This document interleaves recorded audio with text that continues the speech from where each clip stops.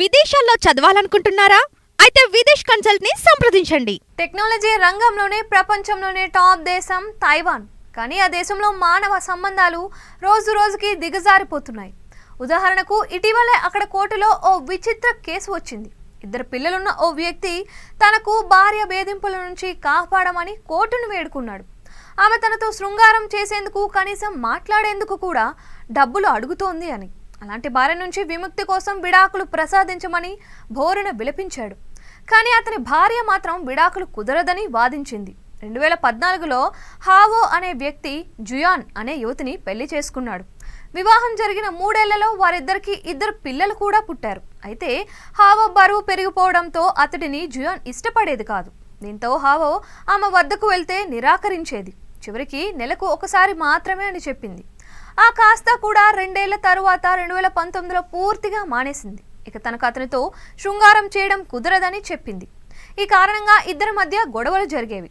అయితే హావో కూడా తన భార్యకు ఇంతకు ముందులా అడిగినంత డబ్బులు ఇవ్వడం మానేశాడు. దీంతో జుయాన్ ఒక ఐడియా వేసింది. తనతో శృంగారం చేసిన ప్రతిసారి $15 అంటే దాదాపుగా 2500 రూపాయలు చెల్లించాలని చెప్పింది. దీనికి ఇష్టం లేకపోయినా హావో ఒప్పుకున్నాడు. కానీ జుయాన్ అంతటితో ఆగలేదు. హావోతో మాట్లాడడం మానేసింది. కేవలం ఫోన్లో వాట్సాప్ ద్వారా చాటింగ్ మాత్రమే చేసేది. పిల్లలను సరిగ్గా పట్టించుకునేది కాదు. వంట చేయడం మానేసింది.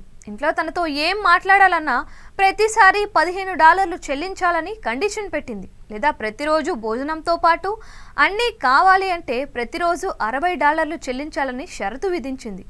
ఇదంతా భరించలేక హావో తన బంధువులను, ఆమె తల్లిదండ్రులను ఇంటికి పిలిపించి సమస్య వివరించాడు. అప్పుడు జుయాన్ తన భర్త చాలా లావుగా ఉన్నాడని, అతను బరువు తగ్గితేనే శృంగారం చేస్తానని బహిరంగంగానే చెప్పింది. వారిద్దరి విషయంలో బంధువులు కూడా ఏమీ చేయలేక వెళ్ళిపోయారు. ఇక తన వల్ల కాదని హావో తన భార్య నుంచి విడాకుల కోసం కోర్టెక్కాడు. అయితే జుయాన్ మాత్రం విడాకులకు ఒప్పుకోలేదు. ఇద్దరు వాదనలు విన్న కోర్టు హావో మానసికంగా బాధను అర్థం చేసుకొని విడాకులు మంజూరు చేసింది.